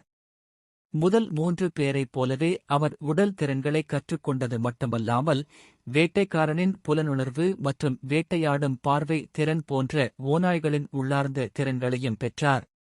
இது தற்போதைக்கு இந்த காட்டுக்குள் உயிர் வாழ அவருக்கு பயனுள்ளதாக இருக்கும். இப்போது சிவப்பு ஓநாய் உடலுக்குள் அதன் எலும்புகளைத் தவிர வேறு எதுவும் இல்லை. அனைத்து இறைச்சி மற்றும் இரத்தமும் போய்விட்டன. அதன் தோல் மட்டுமே முழுமையாக தீண்டப்படாமல் இருந்தது. மேலும் நிலவனின் தலையின் உட்புற அமைப்பின் படி மையமாக இருந்த ஒரு சிவப்பு உருண்டை போன்ற விஷயம் இருந்தது. நிலவன் வுல்ஃபின் நகத்தை பயன்படுத்த நினைத்தான். அவன் 2 கைகளும் கருப்பு நிறத்தில் மாறியது. அவரது நகங்கள் வேகமாக அவன் விரல்களிலிருந்து வளர ஆரம்பித்தன. அவை இனி வெறும் நகங்களாக இல்லை, ஆனால் இந்த கட்டத்தில் நகங்களாகவே இருந்தன. நிலவன் உண்மையில் மனிதனாக இல்லாமல் வேறொன்றாக மாறியது போல் உணர்ந்தான். இது வருவதை அவன் கண்டான். அதைப் பற்றி அதிகமாக யோசித்த நேரத்தை வீணாக்கவில்லை. அவன் தோலை பல்வேறு இடங்களிலிருந்து கிழித்து இப்போதைக்கு தன் உடலின் போதுமான பகுதிகளை மறைக்கப் பயன்படுத்தினான். ஏற்கனவே மாலையாகிவிட்டது. அதனால் அவனுக்கு தன்னை மறைத்துக் கொள்ள ஏதாவது தேவைப்பட்டது. இந்த 3 ஓநாய்களும் ஆரம்பத்தில் மிகப்பெரியவை என்பதால் இந்த சிவப்பு ஓநாயின் தோல் மட்டும் அவன் இடுப்பை ஒரு துண்டு போல மறைக்க போதுமானதாக இருந்தது. மேலும் அவன் தன் உடலை மறைக்க பயன்படுத்தக்கூடியதாகவும் இருந்தது. நிலவன் உடலில் இருந்து மையக்கருவை வெளியே எடுத்தார். அது முற்றிலும் கண்ணாடியைப் போல் சுத்தமாக இருந்தது. அதில் ஒரு சொட்டு இரத்தம் கூட இல்லை. வலிமை பெற அதை சாப்பிட வேண்டும் என்று சொல்லும் அமைப்பு குரல் அவருக்கு நினைவில் இருந்தது. தற்போது அவர் முன்பு பெர்செர்காட் மோடை பயன்படுத்தியதால் நடக்க அவருக்கு வலிமை இல்லை. எனவே அவர் தனது வலிமையை மீண்டும் பெற்று இரவுக்கு தயாராக வேண்டியிருந்தது. அவர் தன்னை பாதுகாப்பாக வைத்திருக்க வேண்டியிருந்தது. எனவே அதிக வலிமை இருப்பது அவசியம். ஒரு வளர்ந்த மனிதனின் கட்டை விரலைச் சுற்றியிருந்த சிவப்பு நிற உருண்டை போன்ற அந்த விஷயத்தை அவன் விழுங்கினான். திடீரென்று அவன் மனதில் மேலும் பல சத்தங்கள் கேட்டன. அசுர மைய கருவானது ஹோஸ்டின் உடலுடன் உறிஞ்சப்பட்டு ஒருங்கிணைக்கப்பட்டது. மானா திறன் 5 புள்ளிகள் அதிகரித்தது. அனைத்து இயற்பியல் பண்புகளும் 1% புள்ளி உயர்த்தப்பட்டுள்ளன. நிலவன் தனது பலம் ஓரளவு மீண்டதாக உணர்ந்தார். அந்த நேரத்தில் அவர் பலவீனமான நிலையில் இருந்ததால் அது மிகவும் துல்லியமாக இருந்தது. அவர் தனது தோலை இடுப்பில் சுற்றிக் கொண்டு மீதமுள்ளதை ஒரு தாவணியைப் போல உடம்பில் சுற்றிக் கொண்டார். அவர் மற்ற 2 ஓநாய்களின் உடல்களை நோக்கி நடந்து சென்று அவற்றை ஒன்றையொன்று நோக்கி இழுத்தார். அவற்றை எப்படி இணைப்பது என்று அவர் மனதிற்குள் அமைப்பை கேட்டார். ஹோஸ்ட் 2 மாதிரிகளிலும் தனது கைகளை வைக்க வேண்டும். சிறந்த வெற்றி விகிதத்தையும் வலுவான மாதிரியையும் பெற ஹோஸ்ட் அசல் உடல்களில் குறைந்தது ஒரு மையத்தையாவது அப்படியே வைத்திருக்க அறிவுறுத்தப்படுகிறது. செயல்முறையின் போது 2 கரு மையங்களையும் நான் வைத்திருந்தால் என்ன செய்வது? நிலவன் கேட்டார். அப்படிப்பட்ட நிலையில் விளைந்த உயிரினம் பரிணாம வளர்ச்சியைத் திறக்கும். மேலும் அத்தகைய துணை உயிரினத்தை பரிணாம வளர்ச்சியைத் திறந்து மற்றொரு துணை உயிரினத்துடன் மேலும் இணைக்க முடியும். இந்த 2 உயிரினங்களையும் ஒரு உயர் மாறுபாடு இனத்தையும் மிகவும் சக்தி வாய்ந்த துணை உயிரினத்தையும் உருவாக்க பயன்படுத்தலாம். அமைப்பு அவரது கேள்விகளுக்கு பதிலளித்தது. புரிஞ்சுது? சொல்லப்போனால் சிந்தசிஸின் விளைவான உயிரினம் எனக்கு விசுவாசமாக இருக்குமா அல்லது குறைந்தபட்சம் அந்த உயிரினம் என்னை தாக்க மாட்டேனா? துணை அதிகாரிகள் மாஸ்டருக்கு உதவுவதற்கும் பாதுகாப்பதற்கும் மட்டுமே உருவாக்கப்பட்டிருப்பதால் அவர்கள் விருந்தினருக்கு கீழ்ப்படிய திட்டமிடப்படுவார்கள். மேலும் மாஸ்டரை பாதுகாக்கவும் சேவை செய்யவும் எப்போதும் இறக்கத் தயாராக இருப்பார்கள். நிலவன் இப்போது தொகுப்பு தெய்வீக திறனை பற்றி மேலும் தகவல்களை பெற்றார். இந்தக் காட்டில் இப்போதைக்கு உயிருடன் இருக்க தனக்கு கிடைத்த ஒவ்வொரு நன்மையையும் பற்றி அறிந்து கொள்ள வேண்டியிருந்தது. இந்த அமைப்பு வெளிப்புற விஷயங்களுடன் தொடர்பு கொண்டு எனக்கு எந்த வகையிலும் உதவ முடியுமா? தனக்கு வழங்கப்பட்ட வழிகாட்டி அமைப்பின் முழு திறன்களையும் புரிந்து கொள்ள வேண்டியிருந்ததால் நிலவன் தனது இறுதிக் கேள்வியைக் கேட்டார். இல்லை. இந்த அமைப்பு ஹோஸ்டின் உடலுக்கு வெளியே செயல்பட முடியாது. ஹோஸ்டின் தெய்வீக திறன்கள் மற்றும் ஆசீர்வாதங்களின் செயல்பாட்டை புரிந்து கொள்ள உதவுவதற்காக மட்டுமே இது உருவாக்கப்பட்டது. ஹோஸ்ட் உடல் ரீதியாக தொடர்பு கொள்ளாத எதையும் இந்த அமைப்பு கட்டுப்படுத்தாது. உலகில் வலிமை பெறவும் உயிர் வாழவும் தன்னையே நம்பியிருக்குமாறு ஹோஸ்ட் அறிவுறுத்தப்படுகிறார். இந்த அமைப்பு ஹோஸ்டை சாதாரண நடைமுறைகள் மூலம் வழிநடத்தவும் திறன்கள் மற்றும் திறன்களின் செயல்பாடுகளை தெரிவிக்கவும் உருவாக்கப்பட்ட ஒரு இடைமுகம் மட்டுமே. நிலவன் இப்போது தனது உள் அமைப்பின் அளவை முழுமையாக புரிந்து கொண்டார். நாவல்கள் மங்காக்களில் உள்ள சில ஓபி அமைப்புகளைப் போலல்லாமல் அவரது அமைப்பு எங்கிருந்தும் பொருட்களை உருவாக்கக்கூடிய ஒரு புத்தகத்தை தொடுவதன் மூலம் அறிவை நகலெடுக்க உதவும் அல்லது ஒருவித புள்ளி அமைப்பை பயன்படுத்தி பொருட்களை வாங்க ஒரு கடையை வைத்திருக்கும் சில வலிமையான வெளிப்புற நிறுவனத்தை விட ஒரு உதவியாளராக இருந்தது. இது அவரது ஆன்மாவிற்குள் விடப்பட்ட ஒரு நிழலை தவிர வேறில்லை. அது அவரது திறன்களை நன்கு புரிந்து கொள்ளவும் அவற்றை மிகவும் திறமையான முறையில் பயன்படுத்தவும் உதவும். உலகில் அலைந்து திரியும் போது அவர் தனது மூளையையும் உடலையும் நம்பியிருக்க வேண்டியிருந்தது. நிலவன் 2 இறந்த ஓநாய்களின் உடல்களுக்கும் அருகில் வந்து இருவரின் மீதும் தன் கைகளை வைத்து இணைந்து விடு என்று கூறினார். நிலவன் எதிர்பார்த்தது போலல்லாமல் அடுத்த சில வினாடிகளுக்கு எதுவும் நடக்கவில்லை. நிலவன் ஏதாவது தவறான கட்டளையை கொடுத்தாரா அல்லது ஏதாவது கொடுத்தாரா என்று யோசித்தான். அவன் மீண்டும் பேசவிருந்த நேரத்தில் அவன் உள்ளங்கைகளுக்கு கீழே ஒரு கருப்பு நிழல் தோன்றி இரு உடல்களையும் மூடியது. அடுத்த சில வினாடிகளில் இந்த 2 நிழல்களும் நீண்டு ஒன்றாக குவிந்தன. ஓநாய்களின் உடல்கள் நிழலுக்குள் முழுமையாக மூழ்கி உடல்கள் நிழலால் உறிஞ்சப்பட்டது போல் மறைந்துவிட்டன. ஒரு நிமிடத்திற்கும் மேலாக நிழல் சுற்றித் திரிந்து கொண்டே இருந்தது. இறுதியாக 4 கால்கள் கொண்ட ஒரு உயிரினம் தோன்றத் தொடங்கியது. இந்த உயிரினம் 7 அடி உயரம் கொண்டது.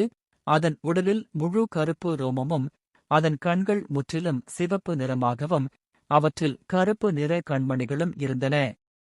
முதல் துணை அதிகாரியை உருவாக்கியதற்கு தொகுப்பாளருக்கு வாழ்த்துக்கள். தொகுப்பின் முடிவுகள் பின்வருமாறு. பெயர் பெயரிடப்படாதது. இனம் வெறித்தனமான ஓநாய்.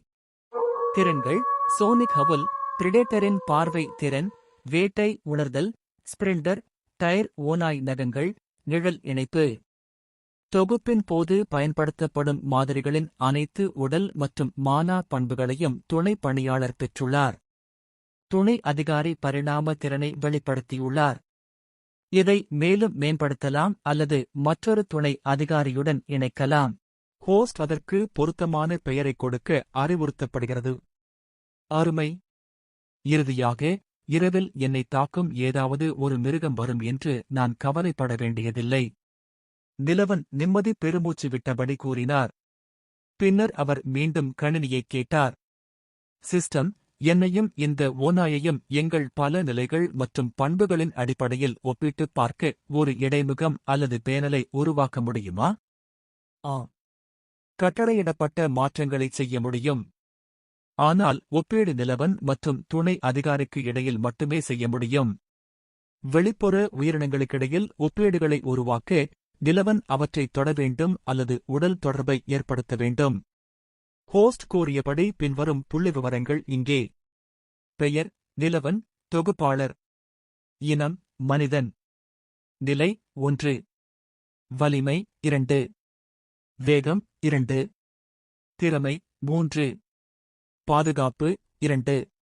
மானா 5. பெயர் பெயரிடப்படாதது. இனம் டயர் ஓநாய், மாறுபாடு. அதன் நிலை 10. சக்தி 25. வேகம் 20. திறமை 20. பாதுகாப்பு 10. மனா 15. ஹோஸ்ட் பலவீனமான நிலைக்குச் செல்வதற்கு முன்பு இருந்த இயற்பியல் நிலையை அடிப்படையாகக் கொண்டு செய்யப்பட்ட ஒப்பீடு. நிலவன் வாயடைத்துப் போனான். இப்போதுதான் அவன் மரணத்திற்கு எவ்வளவு அருகில் இருக்கிறான் என்பதை முழுமையாக புரிந்து கொண்டான். ஓநாய்களை அடக்கும் போர் ஆதிக்க ஒளியும் அவற்றைக் கொல்ல அவரது வெறித்தனமான கடவுள் முறையும் அவனுக்கு வலிமையைக் கொடுக்கவில்லை என்றால் அவன் நிச்சயமாக இறந்துவிட்டிருப்பான். ஏனென்றால் அவனுடன் ஒப்பிடும்போது 3 ஓநாய்களும் குறைந்தபட்சம் 5ஆம் நிலையிலேயே இருந்தன. மேலும் புதிய செயற்கை ஓநாய் 2 முழுமையான உடல்கள் மற்றும் அவற்றின் மையங்களைப் பயன்படுத்தி உருவாக்கப்பட்டது. எனவே அது அவற்றை விட 2 மடங்கு வலிமையானது மற்றும் டயர் ஓநாய்கள் என்று அழைக்கப்படும் ஓநாய்களின் உயர்ந்த பதிப்பைக் கூட கொண்டிருந்தது. நிலவன் தனக்கு முன்னால் நின்ற ஓநாயை எதிர்த்து போராடியிருந்தால் என்ன நடக்கும் என்று கற்பனை செய்து பார்த்தேன். அதை நினைத்தாலே அவனுக்கு நெஞ்சு வலித்தது. இந்த ஓநாய் தனக்கு கீழ்ப்படிந்திருப்பது அவனுக்கு அதிர்ஷ்டம். அவன் அந்த ராட்சத டயர் ஓநாய் அருகே வந்து அதன் தலையில் தன் உள்ளங்கையை வைத்து, நான் ஏற்கனவே அந்த ஆல்பா ஓநாயைக் கொன்றுவிட்டதால் நீ கருப்பு நிறத்தில் இருக்கும் ஓநாய் போலவும் இருப்பதால் உன்னை குரு, உல்ஃபி அல்லது ஃபிரு என்று அழைக்க நான் முட்டாள் அல்ல. இனிமேல் உன் பெயர் ஒமேகா என்று இருக்கும் என்றான். டிங்.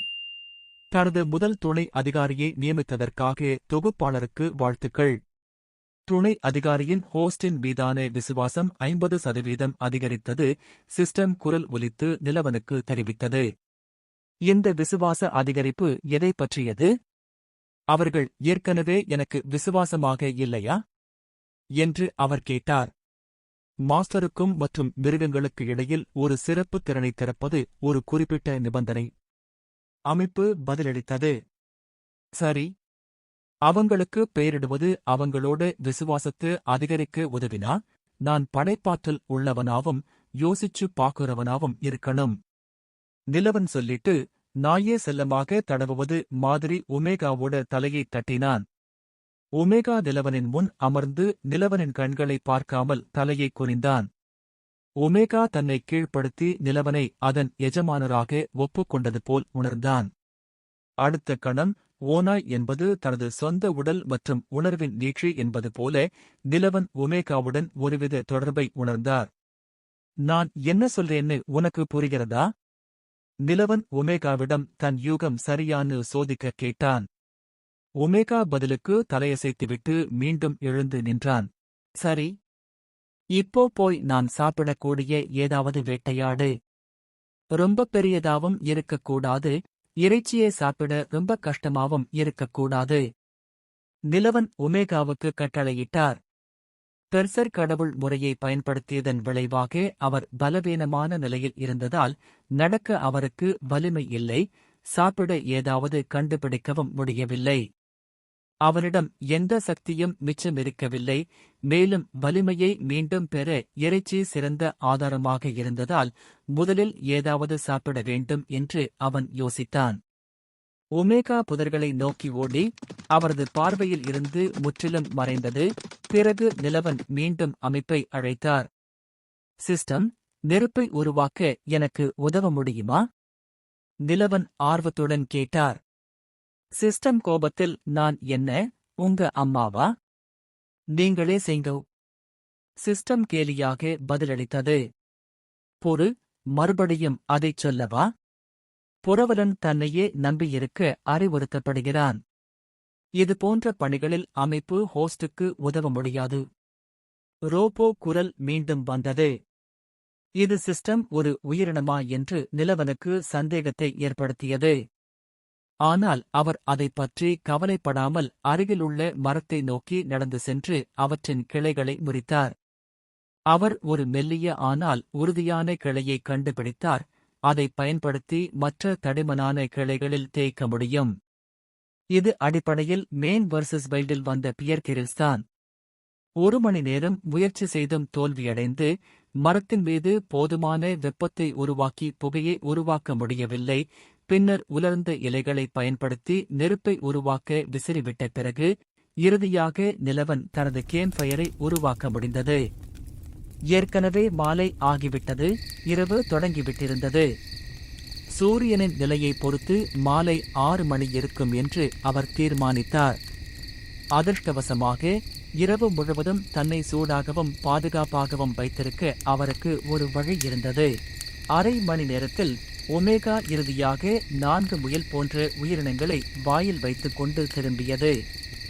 இவை முயல்கள் மற்றும் கீரிகளின் உடலில் சிவப்பு மற்றும் பச்சை நிற கோடுகளுடன் கூடிய கலவையாக தெரிந்தன. வான்ட்ரியாவில் நிலவன் பார்த்து முதல் அறிமுகமில்லாத உயிரினம் இதுவாகும். இந்த சிறிய உயிரினங்களின் நிறைய இறைச்சி இருப்பதை நிலவன் பார்க்க முடிந்தது. அதனால் இரவுக்கு அது போதுமானது என்று அவர் கண்டார். நிலவன் தனது ஓநாய் நகங்களை செயல்படுத்தி இந்த சிறிய உயிரினங்களை அறுத்தார். சாப்பிட விரும்பினால் அவர் தனது கைகளை அழுக்காக்க வேண்டியிருந்தது. சதையை வெட்டி குடல்களை எரிந்த பிறகு அதை சுத்தம் செய்ய அருகிலுள்ள ஓடையை நோக்கி நடந்தான். ஒமேகா காவல் பணியில் ஈடுபட்டு சுற்றிலும் கண்காணித்து வந்தான். அவர்கள் திரும்பி வந்த பிறகு நிலவன் இறைச்சி பாகங்களுக்குள் சில மெல்லிய கிளைகளை குத்தி நெருப்பில் வறுத்தான். புதிதாக வாட்டப்பட்ட இறைச்சியின் வாசனையை முகர்ந்து பார்த்து ஒமேகா கூட எச்சில் சுரக்க ஆரம்பித்து நிலவனை நோக்கி நாய்க்குட்டி கண்களை பயன்படுத்த தொடங்கியது. நிலவன் ஓநாய் பார்த்து திகைத்துப் போனான். இது ஒரு ஓநாய், ஒரு உச்சகட்ட வேட்டையாடும் விலங்கு. ஆனால் இப்போது அதன் முன் வறுக்கப்பட்ட இறைச்சி பார்த்தவுடன் அது ஒரு அழகான சிறிய நாயைப் போல நடந்து கொண்டது. இது அவர் உருவாக்கிய ஏதோ ஒரு மாயாஜால உயிரினமாக இருக்க வேண்டாமா? அது உண்மையில் சாப்பிட வேண்டிய அவசியமா? நிலவன் பெருமூச்சு விட்டு வறுப்பதை தொடர்ந்தான். கடைசியாக அவன் சாப்பிட்டு முடித்ததும் முயல் போன்ற 2 விலங்குகளின் இறைச்சியை எடுத்து மீதமுள்ள 2இல் மீதமுள்ளதை ஒமேகாவுக்கு கொடுத்தான். நாளைக்கு போதுமான பலம் பெற இருவருக்கும் உணவு தேவைப்பட்டது. வயிற்றை முழுமையாக நிரப்பிய பிறகு நிலவன் மீண்டும் ஓடைக்குச் சென்று நீரோட்டத்தில் இருந்து தண்ணீரை குடித்தான். தான் சாப்பிட்ட இறைச்சி உண்ணக்கூடியது என்றும் அதற்கு பதிலாக உணவு விஷமாகாது என்றும் மட்டுமே அவன் நம்ப முடியும். நிலவன் அவர்களின் முகாமுக்கு திரும்பி மரத்தில் முதுகை சாய்த்துக் கொண்டார். இறுதியாக அவர் உடலில் சோர்வு பரவுவதை உணர்ந்தார். விரைவில் தூங்குவது போல் உணர்ந்தார். ஒமேகா அவருக்கு அருகில் ஓய்வெடுத்துக் கொண்டிருந்தது. அதன் காதுகள் மட்டும் விழிப்புடன் இருந்தன. இரவில் ஏதாவது அவர்களை நெருங்கினால் எதிர்வினையாற்ற தயாராக இருந்தன.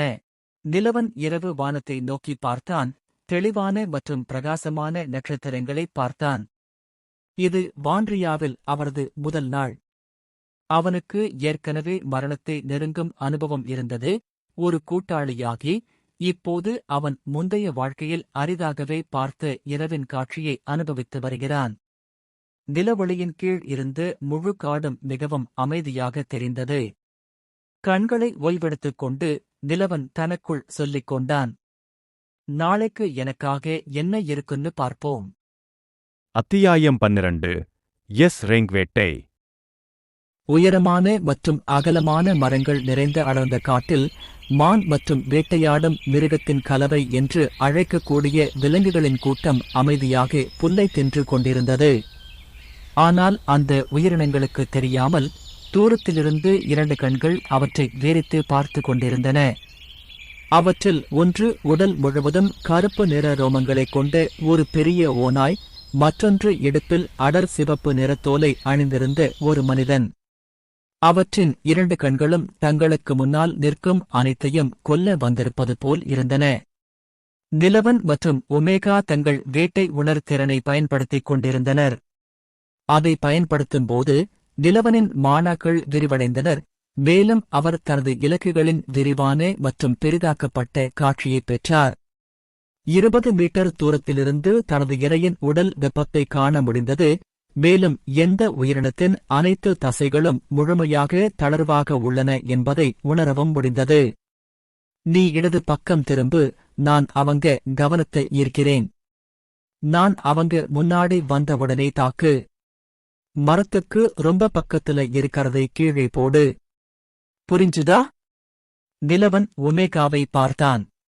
ஒமேகா தலையசைத்துவிட்டு அவங்க இலக்குகளை எச்சரிக்கும் அளவுக்கு எந்த தேவையற்ற சத்தத்தையும் எழுப்பாமல் கிளம்பினான். 4 கால் விலங்கு போல நிலவன் தனது 2 கைகளிலும் கால்களிலும் உள்ள உயரமான புல்வெளிகளில் குனிந்து கொண்டு மான் மந்தையை நோக்கி அமைதியாக முன்னேறினான். அவன் அவசரப்படவோ அல்லது விகாரமாகவோ எதுவும் செய்யவில்லை. தாக்குவதற்கு சரியான நேரத்திற்காக காத்திருக்கும் புலியைப் போல அவன் பதுங்கியிருந்தான். நிலவன் கூட்டத்தின் அருகே சென்றவுடன் தனது போர் ஆதிக்க ஒளியை விரைவாக செயல்படுத்தினான். 5 மீட்டர் சுற்றளவில் வலுவான புவி ஈர்ப்பு விசை செலுத்தப்பட்டது. இந்த உயிரினங்கள் எதிர்வினையாற்றுவதற்கு முன்பு நிலவன் தனது ஆல்பா ஓநாய் நகங்களை செயல்படுத்திக் கொண்டே அருகிலுள்ள உயிரினத்தை நோக்கி பாய்ந்து தனது வலது நகத்தை அந்த உயிரினத்தின் பின்புறத்தை சுற்றி சுழற்றினான். அது பாதுகாப்பின்றி பிடிபட்டது. போர் ஆதிக்கத்தின் அழுத்தத்தால் மானால் நகரக்கூட முடியவில்லை. சில நொடிகளில் தோல் போல கடினமாக உணர்ந்த தோலை அவனது நகங்கள் துளைத்தவுடன் நீல நிற இரத்தம் தரையில் பாயத் தொடங்கியது. இந்த திடீர் தாக்குதல் கூட்டத்தின் மற்ற உறுப்பினர்களுக்கு எச்சரிக்கை விடுத்தது. அடுத்த நொடியே மற்ற மான்கள் ஓட முயன்றனர். போர் ஆதிக்க ஒளியின் கீழ் நிலவனால் மறைக்கக்கூடிய பகுதியில் நிலவனுக்கு வரம்பு இருந்தது. எனவே அவர்களில் சிலர் தங்கள் உடல்களை முழுமையாக கட்டுப்படுத்தி சில மான்கள் ஓடத் தொடங்கினர். எதிர்பக்கத்தில் இருந்து ஒரு பெரிய டயர் ஓநாய் திடீரென்று தாக்கியது. நிலவனைப் போலல்லாமல் ஒமேகா மிகவும் கொடூரமானது. அது விரைவாக கொல்ல முயற்சிக்கவில்லை, மாறாக அவர்களின் கழுத்துக்குள் பற்களை நுழைத்து அவர்களின் உடலில் இருந்து தலையை கிழித்தான். பச்சை புல்லில் நீரூற்று போல நீல ரத்தம் பீரிட்டது. ஆனால் படுகொலை அதோடு நிற்கவில்லை. நிலவன் மற்றும் ஒமேகா இருவரும் தங்கள் நெருங்கிய இலக்குகளை நோக்கி விரைந்து சென்று முன்கூட்டியே திட்டமிட்ட முறையில் தாக்கினர். அவர்கள் தங்கள் ஒருங்கிணைப்பை முழுமையாக பயிற்சி செய்ததைப் போல இருந்தது. தரையில் 5 இறந்த உடல்கள் இருக்கும் வரை படுகொலை தொடர்ந்தது. இந்த 9 உயிரினங்களில் 4 தப்பிக்க முடிந்தது. 5 உயிரினங்கள் தங்கள் படைப்பாளரை சந்திக்க இறந்து சொர்க்கத்திற்குச் சென்றன. நமக்கு அதிர்ஷ்டம் கிடைத்துவிட்டது போலிருக்கிறது என்று நிலவன் கூறிவிட்டு இறந்த உயிரினங்களில் ஒன்றின் மீது தனது சக்திகள் உறிந்துவிடு என்று நிலவன் கூறினார். நிலவன் பின்வரும் திறன்களை பெற்றுள்ளார். ஸ்பிரிண்டர், பனோரமா பார்வை, வில்கர் மறை. ஓ, இவை வில்கர் என்று அழைக்கப்படுகிறதா? நிலவன் அந்த இனத்தின் பெயரை அமைப்பு மூலம் கற்றுக்கொண்டார். வில்கர்களைப் போலவே தனக்கும் கடினமான தோல் இருப்பதாக அவர் கற்பனை செய்து கொண்டார். மேலும் இந்த உயிரினங்களைப் போல அவரது தோல் முற்றிலும் பச்சை நிறமாக மாறியது. மேலும் அவரது உடல் முழுவதும் சிறிய கூர்முனைகள் தோன்றின. அச்சச்சோ, நான் இப்போது கில்லர் க்ரோ போல இருக்கிறேன். நிலவன் அந்த திறனை செயலிழக்கச் செய்து மையத்தை சேகரித்தான். இதற்கிடையில் ஒமேகா பல வருடங்களாக பசியுடன் இருப்பது போல் தனது பெரிய கோரை பற்களால் மற்ற உடல்களின் சதை மற்றும் குடல்களை கிழித்துக் கொண்டிருந்தான். அவன் நிலவனுக்கு மையங்களை மட்டுமே விட்டுவிட்டான், வேறு எதுவும் இல்லை. நிலவன் ஏற்கனவே குணமடைந்து விட்டார். இப்போது அவர் வெற்றிடத்தின் வழியாக வான்ரியாவுக்குள் நுழைந்தபோது இருந்ததை விட 4 மடங்கு வலிமையாகிவிட்டான்.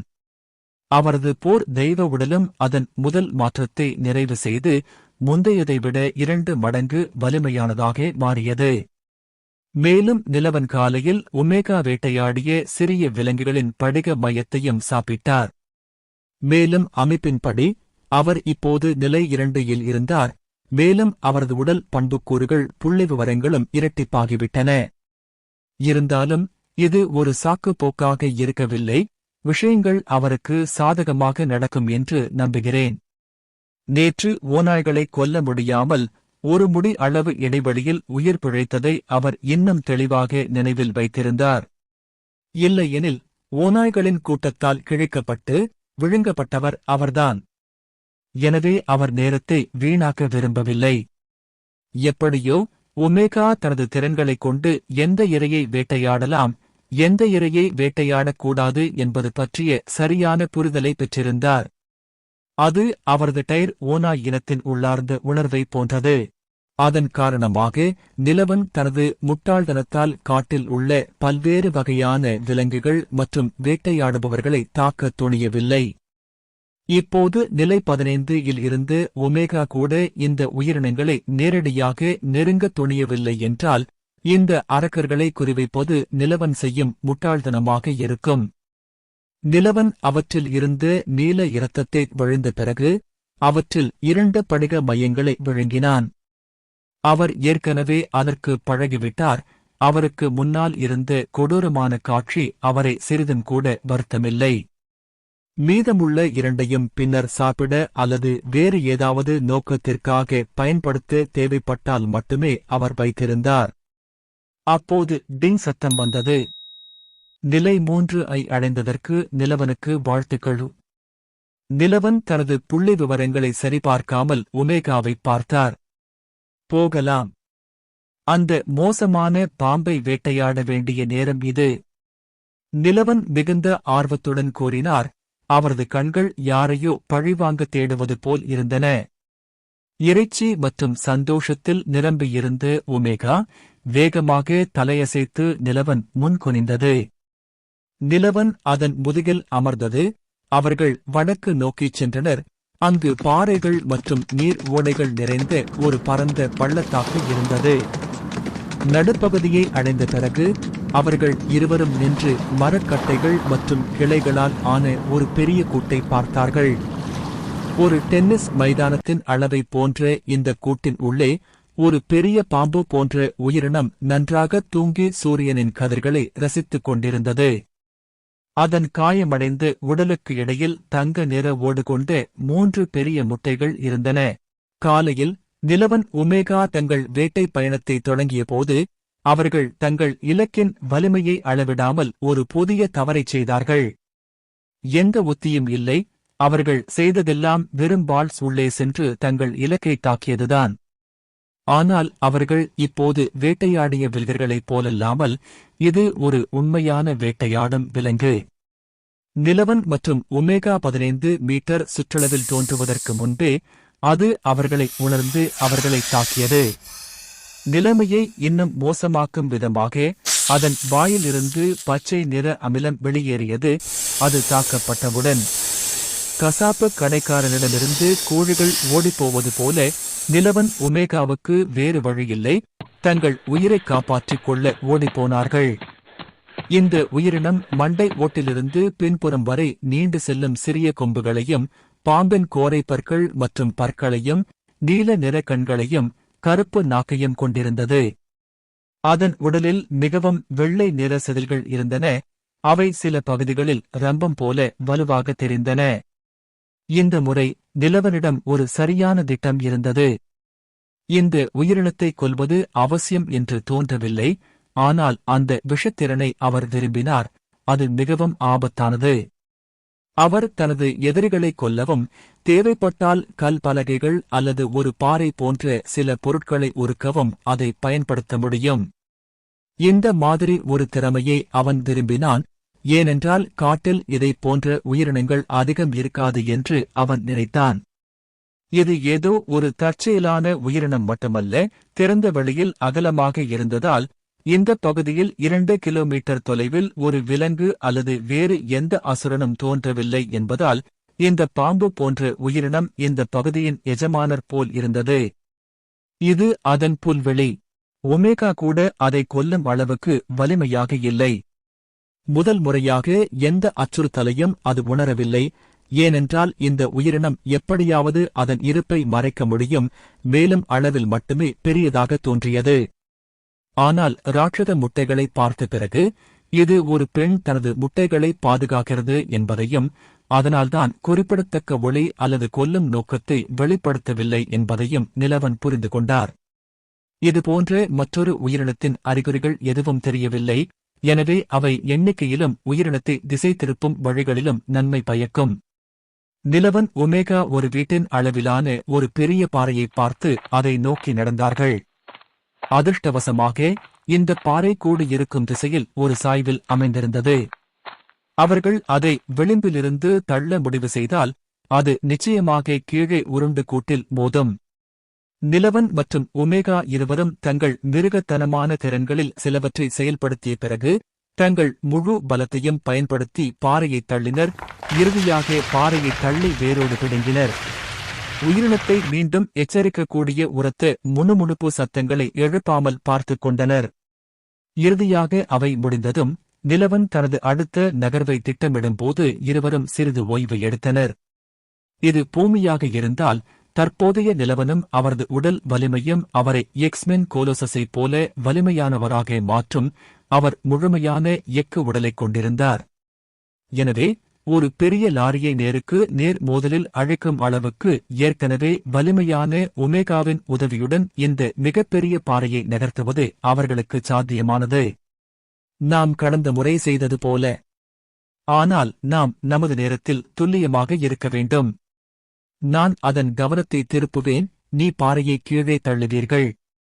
அது என் அருகில் வருவதற்கு முன்பு அதைச் செய்யாமல் பார்த்துக் கொள்ளுங்கள். இதில் சிறு தவறு ஏற்பட்டால் அல்லது நமது திட்டம் தோல்வியடைந்து பின்னர் அது நம் இருவரையும் நாம் இறக்கும் வரை வேட்டையாடும். புரிகிறதா? நிலவன் ஒமேகாவிடம் கேட்டார். ஒமேகா அதற்கு இணங்க தலையை ஆட்டியது. நிலவன் புதிதாக பெற்ற ஸ்பிரிண்டர் திறனை செயல்படுத்தி அவ்வப்போது மிக வேகமாகவும் நீண்ட தூரம் தாவி குதித்து ஓடினார். அவர் மீண்டும் பள்ளத்தாக்கின் நுழைவாயிலை நோக்கி ஓடி வந்தான். நிலவன் ஆயிரக்கணக்கான மக்களை எதிர்கொண்டு தனியாக ஒரு போருக்குச் செல்வது போல் நின்றான். அவரது அகன்ற தோள்களும் தசைநார் உடலும் நிமிர்ந்து நின்றது. பாம்பு போன்ற உயிரினங்களின் உணர்திறன் பகுதிக்குள் நுழைந்தவுடன் அந்த உயிரினம் மீண்டும் கண்களை திறந்து நிலவனின் திசையை பார்த்தது. ஹிஸ் என்று சத்தம் எழுப்பியது. அந்த உயிரினம் நிலவனை நோக்கி சீறி பாய்ந்து அவனை பயமுறுத்த முயன்று தன்னை விட்டு விலகி இருக்கச் சொன்னது. ஆனால் நிலவன் சிறிதும் அசையவில்லை. அதற்கு பதிலாக அவன் தனது ஆல்பா ஓநாயின் ஹவுல் திறனை செயல்படுத்தி உயிரினத்தின் திசையில் ஒரு உண்மையான ஓநாய் போல உளையிட்டான். இந்த அலறலின் தீவிரம் மற்றும் வீச்சு மிக அதிகமாக இருந்ததால் அருகில் பாயும் நீரில் பெரிய அலைகள் ஏற்பட்டன. அடுத்த நொடி நிலவன் தனது போர் ஆதிக்க ஒளியை செயல்படுத்தி அந்த உயிரினத்தின் கண்களை நேராக பார்த்தார். இது ஒரு போர் அறிவிப்பு. அந்த உயிரினம் அதன் உள்ளுக்குள் கோபமடைந்து இறுதியாக அதன் முழு உடலையும் கூட்டிலிருந்து வெளியே வந்தது. 10 மீட்டர் உயரமுள்ள பாம்பு போன்ற அசுரன் பெரிய கோரை பற்களைக் கொண்டு நிலவனை வெறித்து பார்த்தது கோபம் நிறைந்த பார்வையுடன். அது நிலவனை தாக்க அவன் திசையில் பாய்ந்தது. ஒமேகா, தயாராக இரு, இல்லை என்றால் நாம் இருவரும் இன்றே இறந்து விடுவோம் நண்பா. நிலவன் உரத்த குரலில் பேசினான். அந்த உயிரினம் இவ்வளவு பெரியதாக இருக்கும் என்று அவன் எதிர்பார்க்கவில்லை. ஒரு யானை எறும்பை பார்ப்பது போல அந்த உயிரினம் அவமதிப்பு மற்றும் ஏளன பார்வையுடன் நிலவனை நோக்கிச் சென்று கொண்டிருந்தது. அது அவசரமாக நிலவனை தாக்கவில்லை, மாறாக இறுதி தீர்க்கமான தாக்குதலை செய்வதற்கு முன்பு அவரை பரிசோதித்தது. பின்னர் நிலவன் தனது ஸ்பிரிண்டர் திறனை மீண்டும் செயல்படுத்தி எதிர் திசையில் ஓடினார். இதனால் ஒவ்வொரு பெரிய வேட்டையாடும் தங்கள் உணவுடன் விளையாடுவதை விரும்பியதால் அந்த ராட்சத பாம்பு அவரை பின்தொடரச் செய்தது. தனது முந்தைய இடத்திலிருந்து 500 மீட்டர் தூரம் ஓடிய பிறகுதான் நிலவன் நின்றார். அந்த பாம்பு அதன் அருகாமையில் இருந்து 10 மீட்டர் தூரத்தை அடைந்தவுடன் அது கத்தியது. இப்போது மறுபுறம் சரிவின் உச்சியில் ஒமேகா இறுதியாக கட்டளையை பெற்றார். அவர் ஏற்கனவே தயாராக இருந்தார். அவர் விரைவாக ஓடி இறுதித் தள்ளுதலை கொடுக்க தனது உடலை ஒரு பெரிய பாறையில் மோதினார். சரிவின் காரணமாக பாறை உருண்டு வேகம் பெறத் தொடங்கிய அதே நேரத்தில் ராட்சத பாம்பு இறுதியாக சத்தம் வந்த திசையை நோக்கி தலையை நகர்த்தி பாறை எங்கு செல்கிறது என்பதை பார்த்தது. என் முட்டைகள் கத்தியது. அது சிறிய பாறைகள் மற்றும் நீர் ஓடையை கடந்து வேகமாகச் சென்று கூட்டை நோக்கிச் சென்றது. ஆனால் அது வெகு தொலைவில் இருந்தது, ஏனெனில் நிலவன் ஏற்கனவே அதை வெகு தொலைவில் வழிநடத்திச் சென்றிருந்தது. அவர்களால் பார்க்க முடியாத இடத்திலிருந்து அவர்களைத் தாக்குங்கள். நிலவன் சிரித்தார். இது எல்லாம் அவரது திட்டத்தின் ஒரு பகுதியாகும். இயற்கையாகவே அவரும் ஒமேகாவும் இவ்வளவு வலிமையான ஒரு உயிரினத்திற்கு எதிராக ஜாக்ஷெட் செய்ய முடியாது. எனவே இந்த முறையை பயன்படுத்துவதைத் தவிர அவருக்கு வேறு வழியில்லை. அவர் தங்கள் முந்தைய சந்திப்பிலிருந்து விரைவாக தகவமைத்துக் கொண்டார், சுற்றுப்புறங்களை புரிந்து கொண்டார் மற்றும் சூழலை தனக்கு சாதகமாக பயன்படுத்திக் கொண்டார். அந்த உயிரினம் தனது முழு பலத்தையும் பயன்படுத்தி கூட்டை நோக்கி வேகமாகச் சென்று இறுதியாக அதை அடைய முடிந்தது. ஆனால் அதற்கு காத்திருந்தது அதிக எடையும் வேகமும் கொண்ட ஒரு பெரிய பாறை. அந்த உயிரினத்தை விழுங்கவோ அல்லது காயப்படுத்தி முட்டைகளை எடுத்துச் செல்லவோ போதுமான நேரம் இல்லை. வேறு வழியில்லை என்பதால் அதன் உடலுடன் அந்த பெரிய பாறையை எதிர்கொள்ளும் ஒரே வழி அதற்கு இருந்தது.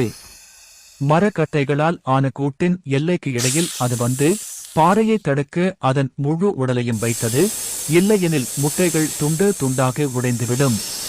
அது சரியான நேரத்தில் உருகிவிடும் என்ற நம்பிக்கையில் வாயிலிருந்து அதன் அமிலம் முழுவதையும் வரும் பாறையின் மீது தெளித்தது. இரண்டு கடினமான பொருட்கள் ஒன்றோடொன்று மோதிக்கொள்ளும் சத்தம் அந்த பகுதியில் எதிரொலித்தது. துரதிருஷ்டவசமாக அந்த உயிரினம் அதன் திறன்களை மிகைப்படுத்தி உருகத் தொடங்குவதற்கு முன்பே அந்த மாபெரும் பாறையால் தலையில் மோதியது. அதன் உடலின் பாதியும் அந்த பிரம்மாண்டமான பாறையின் கீழ் நசுக்கப்பட்டது. கடைசி நேரத்தில் அதன் தலையில் தோன்றிய ஒரு தற்காப்பு கவசம் போன்ற ஓடு இருந்தது, தெளிவாக அதன் உயிர்காக்கும் திறன். ஆனால் அது கூட பாம்பை பாதுகாக்க முடியவில்லை. அதன் உடல் கூடுக்கு அருகில் இருந்தது. பாறையின் அனைத்து சுமைகளையும் தாங்கி அதன் உயிரை பணயம் வைத்து அதன் குழந்தைகளை பாதுகாத்தது. நிலவன் முட்டைகளை பார்த்தான். அவன் செயல்கள் என்னவென்று தெளிவாக புரிந்து கொண்டான். இந்த ராட்சத பாம்பின் தாய்வழி உள்ளுணர்வை பயன்படுத்தி அதன் முட்டைகளை பாதுகாக்கவும் வரும் பாறையை எதிர்கொள்ளும்படி கட்டாயப்படுத்தவும் அவன் தேர்ந்தெடுத்தான். அதை கொல்ல ஒரே வழி அதுதான். இல்லையெனில் அவன் இயல்பாகவே தனது தற்போதைய வலிமையை விட குறைந்தது 20 மடங்கு வலிமையானவனாகும் வரை அதைச் செய்ய துணிய மாட்டான். மேலும் பாம்பின் வலிமையை அளவிடுவதற்காகவோ அல்லது அதன் கடைசி மூச்சு வரை அதை எதிர்த்து போராடவோ ஒமேகாவை பயன்படுத்த மாட்டான். தனக்கு முன்னால் இருந்த இந்த உயிரினம் வெளிப்படும் தோற்றத்தையும் ஒளியையும் கருத்தில் கொண்டு அது நிச்சயமாக அவற்றை விட பல மடங்கு வலிமையானது என்று நிலவன் உறுதியாக நம்பினார். முந்தைய ஜென்மத்தில் தேவகன் என்ற பழைய மனிதன் எதுவாக இருந்தாலும் இதுபோன்ற ஒன்றை ஒருபோதும் செய்ய மாட்டான். ஆனால் இந்த உலகில் அவனது இரண்டாவது ஜென்மத்தில் அவன் உயிர் வாழவும் வலிமையாகவும் இருக்க தன்னால் முடிந்த அனைத்தையும் செய்ய வேண்டியிருந்தது. அசுரர்களைக் கொன்று அவற்றின் படிக மையங்களை சாப்பிட்ட பிறகு அவனது வலிமை எவ்வாறு வளர்ந்ததோ அதன்படி நிலவனுக்கு ஒரு நீண்ட இரத்த களரி பயணம் முன்னால் இருந்தது. எனவே அவன் தன் உணர்வுகளையும் மனசாட்சியும் ஒதுக்கி வைத்துவிட்டு செய்ய வேண்டியதைச் செய்ய வேண்டியிருந்தது. அது கொல்லப்படுதல் என்பதாகும். நிலவன் ஒரு ஆழ்ந்த மூச்சை எடுத்துக்கொண்டு இறந்த உடலுக்கு அருகில் வந்தான். இப்போதுதான் அந்த உயிரினம் சுமார் 25 மீட்டர் நீளமும் உடலின் அகலம் ஒரு சிறிய காரின் அகலமும் இருப்பதைக் கவனித்தான். இது உங்கள் சராசரி அன்றாட அசுரன் அல்ல, மாறாக ஒரு அரிய இனம். நிலவன் தனது இரு கைகளையும் பாம்பின் பிரம்மாண்டமான உடலில் வைத்தார். அமைப்பு, இந்த உயிரினத்தைப் பற்றி எனக்குச் சொல்லுங்கள். நிலவன் தனது உள் அமைப்பை கட்டளையிட்டார். ஸ்கேன் செய்தல் முடிந்தது. தகவல் திறக்கப்பட்டது. இனம் சோமிர். விளக்கம்: 5 பண்டைய கடவுள் விலங்குகளில் ஒன்றான பசிலிஸ்கின் வழித்தோன்றல் இனம். நிலை 40. திறன்கள்: விஷ அமிலம், கடுமையான உணர்வு, பக்கவாத பார்வை, விஷ நோய் எதிர்ப்பு சக்தி, கிராண்ட் மாஸ்டர் எஸ் ரேங்க். குறிப்பு: இந்த அசுரனின் இரத்த வம்சாவளியுடன் திறன்களை உள்வாங்க ஹோஸ்டுக்கு அறிவுறுத்தப்படுகிறது. படிக மையத்தை சாப்பிட வேண்டும். இந்த தகவலுக்கு நிலவன் ஒரு கல் சிலை போல அசையாமல் நின்றார். ஒரு டஜன் வினாடிகளுக்குப் பிறகு அவர் அதிர்ச்சியிலிருந்து வெளியேறி கத்தினார். ஹோலி ஃபக்!